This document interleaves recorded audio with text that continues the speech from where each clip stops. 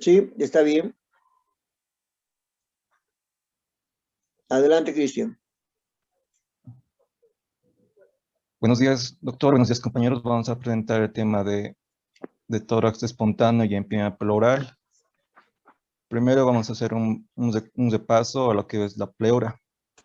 Primeramente decimos que la pleura es una serosa que como sabemos está derivada del mesodermo, que se divide tanto en dos hojas como una tanto parietal y visceral. Ahora, estas hojas miden de 30 a 40 micras de espesor y aparte tienen dos capas, una capa mesotelial y una capa conjuntiva. Ahora, hablando de su irrigación, la irrigación de la capa pleural, de la pleura visceral, va a estar dada por la circulación pulmonar. En cambio, la capa parietal se la va a dar la circulación sistémica. Ahora, en su inervación, la pleura parietal va a depender más de los nervios intercostales, en cambio la diafragmática y la mediasténica de los nervios fénicos. Y la pleura visceral en sí va a estar inervada por fibras simpáticas y parasimpáticas, que estas prácticamente no tienen terminaciones corpusculares de dolor. Ahora, otra cosa importante es que esta capa conjuntiva, como decíamos que la hoja pleural se divide en una mesotelial y conjuntiva, la capa conjuntiva se divide a su vez en una conectiva submesotelial, una elástica superficial, una conectiva gruesa y laxa, y una laxa que va a ser más profunda. Ahora en sí, hablando del espacio pleural como tal, decimos que es un espacio virtual que va a estar limitado por la pleura visceral que recubre el pulmón y la pleura parietal que tapiza la superficie externa tanto de la caja torácica como del diafragma y del mediastino. Ahora, las pleuras van a tener características. Una de ellas es que van a contener las células mesoteliales. Estas células mesoteliales, a su vez, como vemos aquí, van a ayudar en la expansión pulmonar. También tienen microvellosidades. Estas microvellosidades son las que tienen glicoproteínas y a su vez las glicoproteínas van a tener un efecto lubricante. También podemos decir que la pleura tendrá a tener que el líquido pleural en sí tiene un espesor de 10 a 27 micrómetros de volumen y un ml de volumen. Y también decimos que se van a producir 100 ml de líquido por hora. Y a su vez, estos se pueden absorber 300 ml en el mismo tiempo, en el mismo lapso. A ver, lo que necesitamos saber básicamente en esta lámina es de que están formadas la pleura parietal, la pleura visceral por microvellosidades. Y estas microvellosidades van a ser las glicoproteínas, y estas glicoproteínas van a ir a formar el líquido para evitar la fricción entre ambas pleuras. Y están en mayor cantidad en forma caudal, es decir, que en las bases, ¿no? Porque a ese nivel se va a encontrar mayor fricción. Puede encontrarse entre las dos pleurales o con la parte diafragmática. Esa es la importancia, ¿no? Ahora, la presión también es una presión, es una presión negativa, básicamente de la que vamos a empezar a hablar. A ver, Está bien. Ahora, hablando en sí de la presión pleural, decimos que es la resultante tanto de la presión de la superficie pulmonar y de la presión del líquido pleural.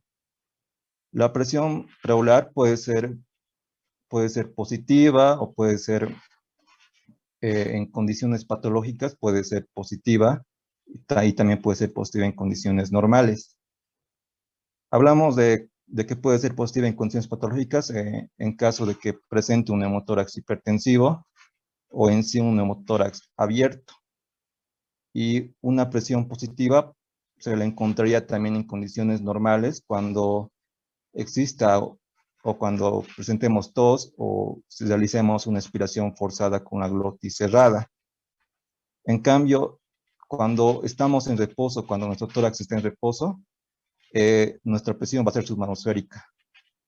Y según el ciclo respiratorio, la respiración se va haciendo más negativa y un poco menos negativa. Como por ejemplo, en la inspiración decimos que la presión va a ser de -4 a -8 centímetros de agua. En cambio, cuando realizamos respiración, va a ser un tanto menos negativa. Por ejemplo, de -2 a -4 centímetros de agua.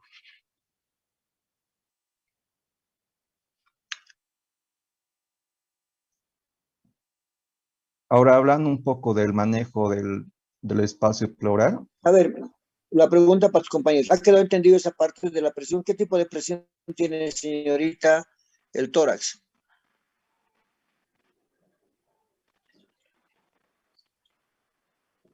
¿Cuánto?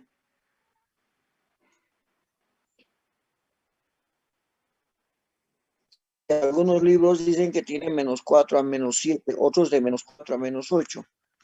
¿Y cuándo tenemos más negativa la presión? ¿Qué acaba de explicar su compañero?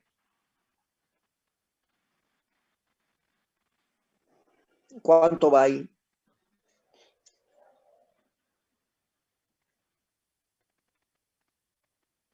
Ya.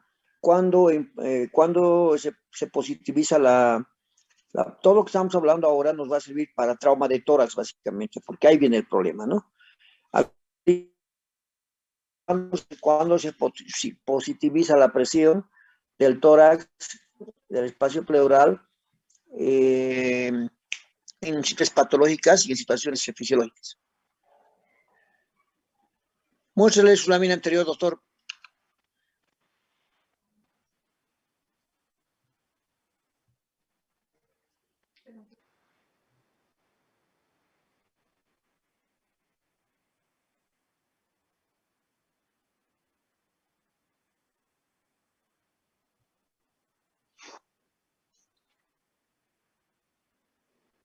Sí, no solamente cuando tiene tos, sino también cuando hace esfuerzo físico, cuando puede estar con tos, puede ser la glotis, como he explicado, son cosas fisiológicas.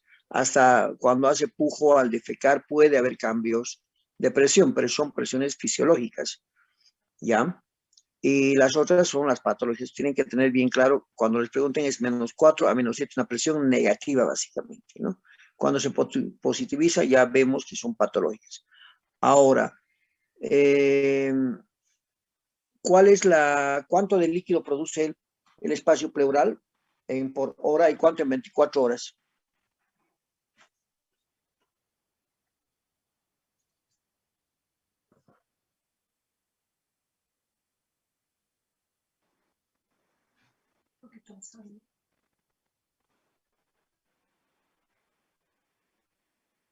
A ver, su compañero que explique el otro. Adelante, doctor. Doctor, en condiciones normales, la pleura va a producir 100 ml de líquido por hora. Ya. Ahora, si hablamos en el día, sería multiplicarlo y serían alrededor de 2.400, si no me equivoco. Ya, pero esto no se va a acumular, ¿no? Es el recambio que permanentemente hace.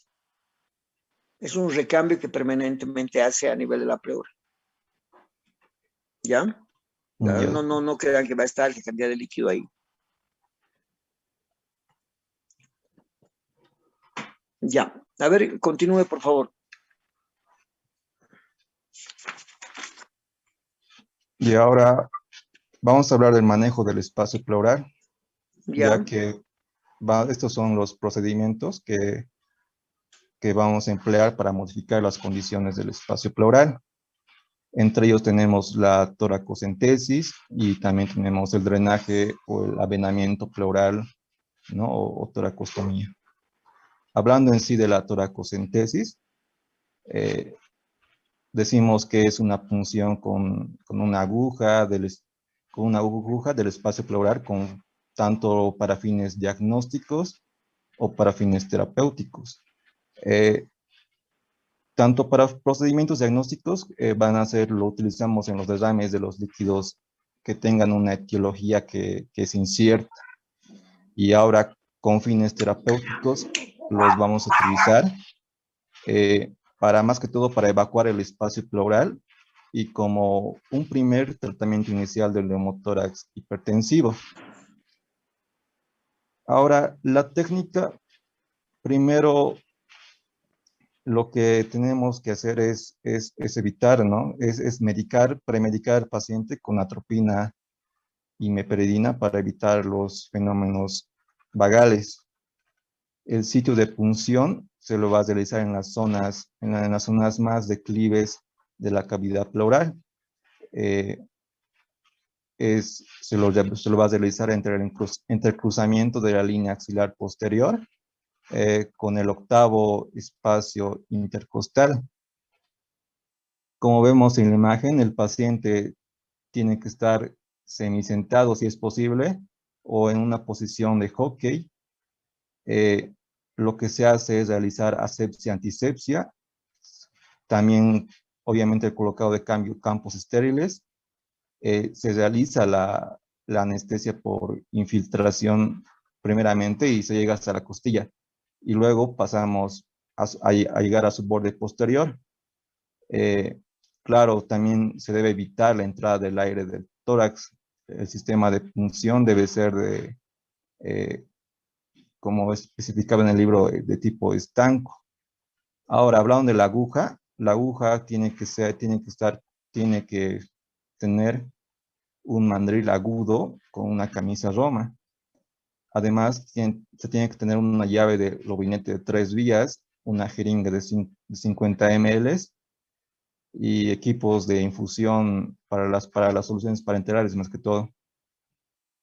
Ahora la aguja introducimos la aguja hasta obtener el líquido y luego se retira el mandril y se va conectando la llave de robinete.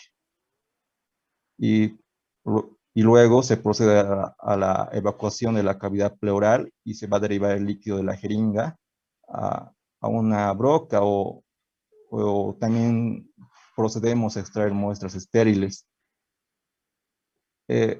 Ahora, este procedimiento tiene complicaciones. Pueden ser como tanto la neumonía leve, también puede provocar una infección pleural,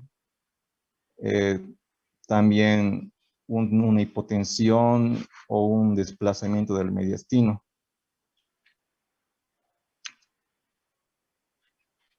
Ya. Entonces, para hacer un drenaje pleural, hay que colocar el balón de Boulot, ¿no? O también llamado pleural, obviamente haciendo los pasos que se han indicado. En forma más sencilla y práctica, la posición del paciente es lo primero, que puede estar, como he dicho, en la posición cómoda, el enfermo sentado en una silla, exponiendo el tórax.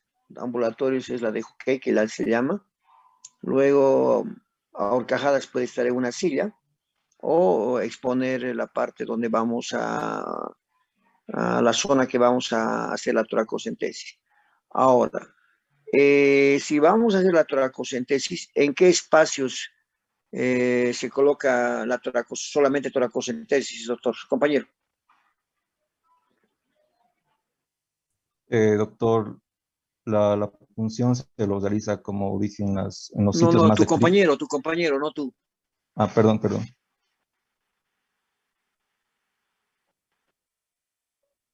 Hola. En el quinto espacio intercostal línea medio axilar. No le escuchamos un poquito más fuerte, por favor. En el quinto espacio intercostal línea medio axilar, doctor. ¿Cuál de las líneas? ¿Qué línea axilar? La línea medio axilar, entre la quinta y la sexta costilla. Ya. ¿Y por qué no hace en la segunda? Por la relación que tiene en el espacio pleural, doctor. Hay más, hay más funcionalidad, o podríamos decir, hay más facilidad hacer la punción en el área donde dije antes, en el segundo espacio intercostal. Bueno, en realidad se puede hacer, se debería hacer hasta la 9ª edición de la TLC en el segundo espacio intercostal, línea medio clavicular. Lo primero que hay que tener claro. Hoy la 10ª edición, por complicaciones tanto musculares como nerviosas y vasculares, se han hecho estudios de que está mejor, tenemos como mejor opción hacer en el 5º espacio intercostal, no 6º espacio intercostal. Ahora, para quedar claro esto, nosotros estamos en la parte quirúrgica de hablar de neumotórax o hemotórax. Entonces, en este caso, nosotros debemos utilizar las 3 líneas: la línea axilar anterior, la línea axilar media y la línea axilar posterior. En la línea axilar anterior no bajar del 5º espacio intercostal ni en la línea media. ¿Por qué motivo, doctor?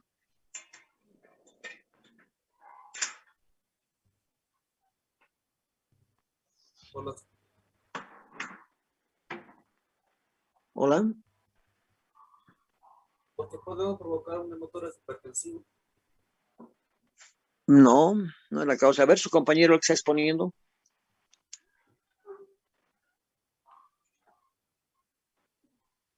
Doctor, ¿podríamos lesionar los vasos intercostales? Eso podríamos hacerlo a cualquier nivel. Por eso justamente se ve que este tipo de lesiones nerviosas, musculares o vasculares se presentan más a nivel del segundo. Por eso en la 10ª indican que es mejor hacer en el 5º espacio intercostal, aunque la técnica está descrita que podíamos realizar en el segundo o en el 5º espacio intercostal, línea media axilar anterior. Ahora, usted ha dicho de que podíamos bajarnos a la 6ª, 7ª, 8ª para hacer una punción.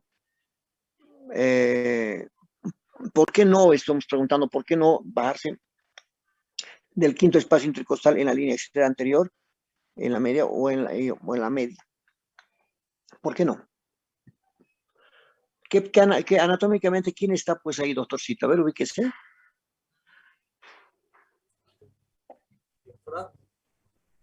¿Perdón? El diafragma. Claro, pues, doctorcitos. O sea, lo que estoy tratando de que hablemos es de que cuando haga un avenamiento pleural o pleural, no deben bajar del 5º espacio intercostal. Ni en la anterior, utilizando la línea anterior, la media axilar, o la anterior o la media. No, por favor, no bajen, porque tenemos al diafragma y podemos provocar una lesión. En cambio, ahí tiene razón usted, doctor, cuando explicaba de que podemos utilizar en la posterior, línea media posterior. En medicina interna van a ver eso, que pueden drenar un líquido, derrame de líquido pleural, un edema pleural, se puede drenar bajándonos hasta el 7º, 8º, 9º, viendo hasta dónde hay matidez o hasta dónde hay timpanismo o hasta dónde está tomado el pulmón. Tan claro como ha explicado usted, tanto para diagnóstico como para tratamiento. Va a depender en qué tipo de paciente nos encontramos. Ahí sí pueden bajar. Y ahí tiene que ser muy importante su percusión. A ver, doctora, a la percusión, ¿qué se debe reportar a la percusión normal?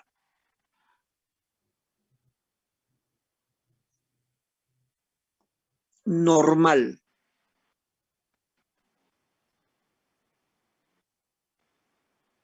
Ya, muy bien. A ver, otro compañero. Un murmullo vesicular. Doctorcito, a la percusión, ¿qué se debe reportar en forma normal?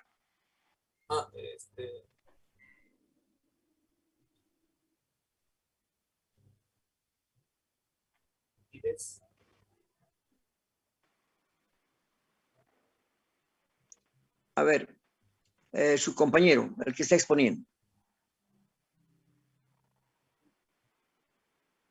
Doctor, timpanés o un sonido matidez. Ya, muy bien. Nunca más repitan eso y nunca más se equivoquen, doctorcitos, ¿ya? Lo correcto, y van a repasar un poquitito la semiología de tórax, a la percusión se debe reportar cuando un pulmón, cuando la percusión es normal, claro pulmonar o sonoro pulmonar, doctores. ¿Ya? Eso que quede bien claro, por favor, tienen que fijar bien ese tema. Porque cuando hablamos de timpanismo, doctores, estaríamos hablando de presencia de aire en el tórax, como sea de un neumotórax simple hasta un neumotórax hipertensivo, ¿no es cierto? Por ejemplo, si nos dicen hipersonoridad, hipertimpanismo, entonces estamos hablando de, posiblemente de un tórax hipertensivo. Pero repito, lo normal de reportar en un tórax es claro o sonoro pulmonar. Cuando hay hipersonoridad, hiperclaridad o hipertimpanismo, estamos hablando de aire. Así simplemente ya reporten ustedes timpanismo. En cambio, cuando reportan ustedes matidez, es un paciente que viene con tos, con fiebre, posiblemente hay un derrame pleural, hay una neumonía, pero hay líquido ahí. Matidez es sinónimo de líquido. Si es un paciente con trauma, también sinónimo de sangre. Pero ya no tengan más esta duda, por favor. ¿Es sonoro pulmonar o claro pulmonar? ¿Está quedando claro esta parte que es muy importante, por favor? Sí, doctor. Ya, a ver, continuamos, por favor. Ya. Ahora, tocando el tema del drenaje o el avenamiento pleural, va a ser lo que es la introducción al espacio pleural de un tubo flexible. ¿Con qué fin? Con el fin de drenar el aire o fluidos para equilibrar las presiones. Ahora, Ya, este sistema de drenaje va a tener, lo que contiene más que todo es un tubo flexible, el drenaje pleural de 10 milímetros, tiene que ser transparente. Además necesitamos un frasco, también llamado el frasco de Bulao, o también llamado dispositivo colector. Bulao, perdón. Estos deben ser transparentes y pueden estar solos en una pieza o estar compuestos con la cámara o tapa oclusoria. Entonces, esos van a tener dos tubos de vidrio que se van a encargar de realizar el mecanismo el mecanismo valvular, o también llamado el sello de agua, ¿no? Ahora, el tubo que va a ser más largo, tiene que recibir como tal el drenaje pleural, y este debe estar sumergido en un frasco colector, que es el que vemos en la imagen, que, como decía en el libro, tiene que estar con una solución fisiológica y 20 ml de alcohol. Ahora, el tubo más corto puede quedar libre al aire ambiente, o también se conecta a la bomba de vacío, ¿no? sí. Ahora, este frasco colector que vemos aquí tiene que estar colocado por lo menos 60 centímetros por debajo del paciente.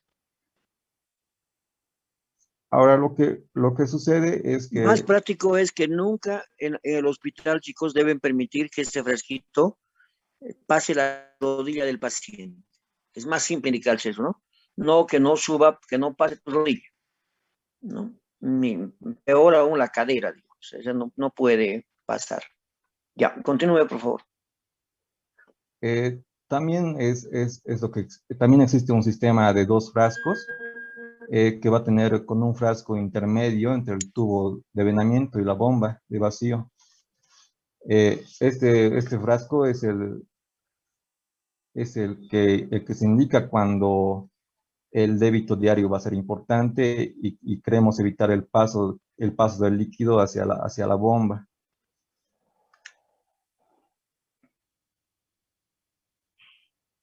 Ya.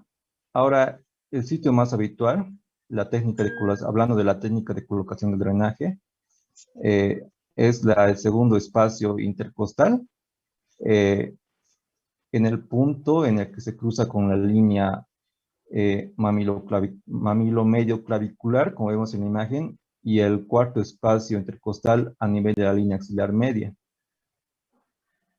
Ahora, los pasos que vamos a realizar es colocar primeramente la anestesia local infiltrativa en la piel, y luego realizar la infiltración hacia el cuerpo costal. Una vez que la aguja esté chocando con la costilla, se la va a retirar un poco y se la dirige para que pase por el borde superior. Ahora, la introducción de la aguja en el espacio pleural nos permite sacar el extraer aire líquido para que podamos, más que todo, verificar la corrección del sitio elegido. Ahora, una vez llegando a este punto, seguimos dos pasos. Podemos hacer dos técnicas, que es la técnica abierta, que como vemos en la imagen, consiste en la incisión de 3 a 5 centímetros de largo. Realizamos divulsión muscular hasta llegar al cuerpo de la vértebra y luego hacemos la introducción del drenaje arrastrado por una pinza curva, como vemos en la imagen, y también podemos introducir el dedo índice para asegurarnos que no existan adherencias y ubicar mejor el abinamiento. La otra técnica es la técnica cerrada, que se efectúa con un trocar directamente, que esta penetre la cavidad pleural y en sí va a permitir introducir el drenaje. Ya. A ver, continúe, señorita, exponiendo usted ahora. Pase siguiente. Vamos.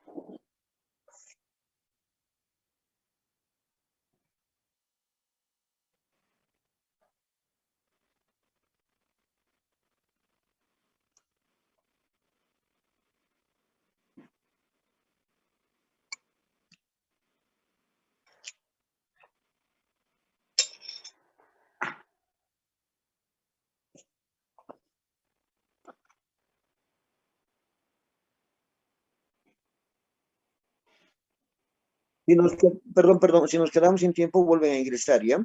Una y otra. Esta patología es una patología de persona joven. Por eso van a encontrar en algunos libros que se llaman neumotórax del conscripto o del soldado también. Y se presentan en personas en 20 años, o entre 20 y 40, también personas mayores. Eso tiene que quedar bien claro.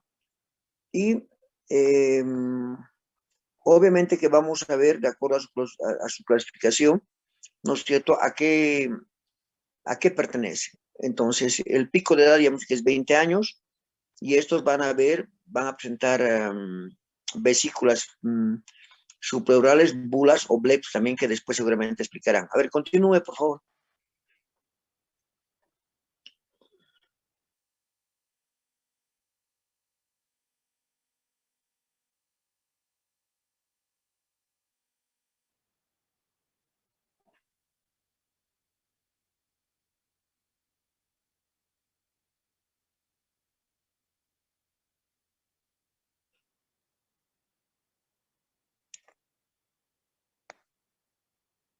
Hegars.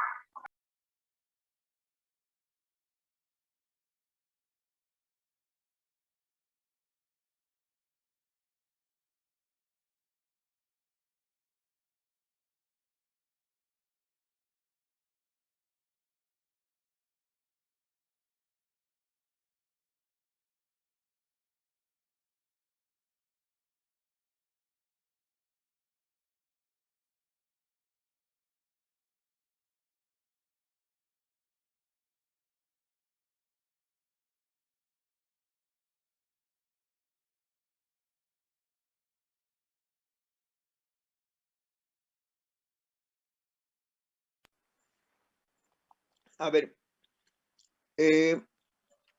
tu compañero,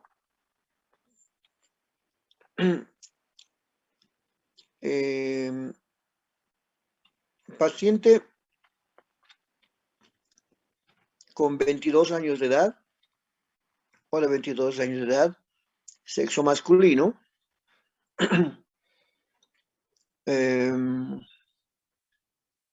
que presenta dolor en hombro derecho y tórax anterior de inicio súbito, con disnea a medianos esfuerzos. Cuando él se encontraba levantando bolsas de cemento durante la mañana y el dolor inicia aproximadamente de 1 hora. ¿Qué diagnóstico tendrías, doctora?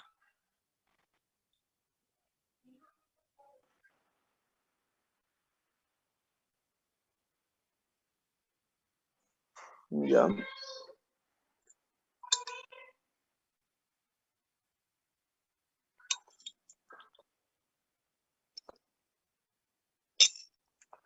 ¿Por qué insuficiencia cardíaca?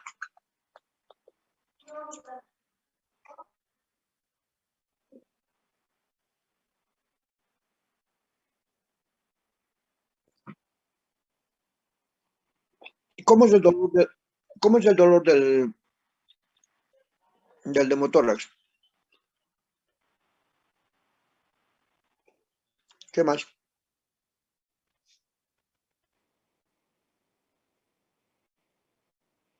Anterior o posterior del tórax afectado. A ver, uno de los compañeros, ayúdele. ¿Cuándo es el dolor de un neumotórax, doctores? O una neumonía.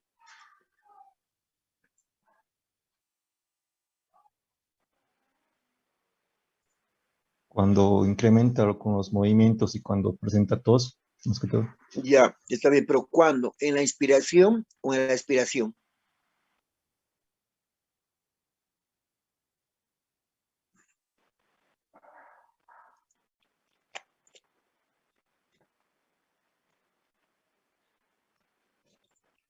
A ver, tu compañero. Inspiración, Durante el dolor se exacerba durante la. inspiración, Ya. ¿Y qué característica va a reportar el paciente? ¿Qué le preguntarías? ¿Cómo va a ser el dolor?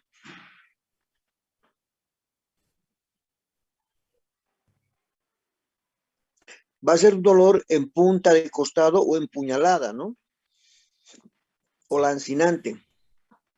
Entonces habrá que preguntar qué tipo de dolores, a qué hora empezó, la intensidad, la disnea y cuándo empeora el cuadro clínico. Cuando mete aire o cuando saca aire.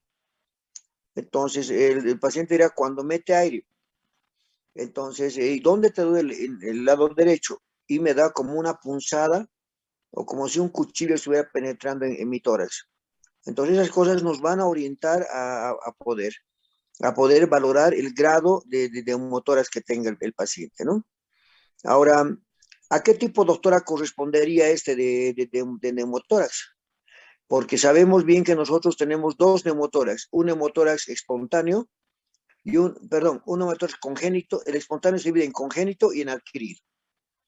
¿Dentro de qué grupo clasificarían estos, doctores?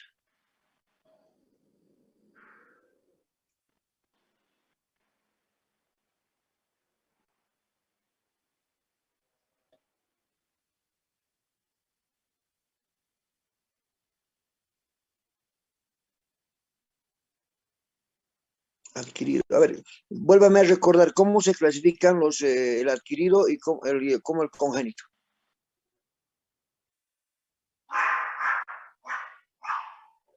¿Qué dijimos?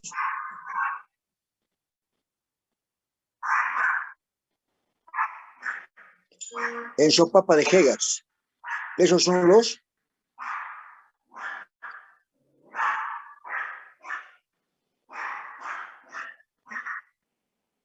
Ya, ¿y los adquiridos cuáles son?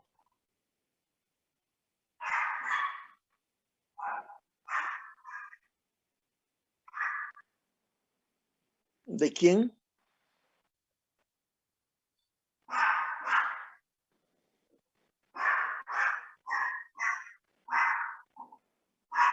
Ya, dice Watkins, ¿no?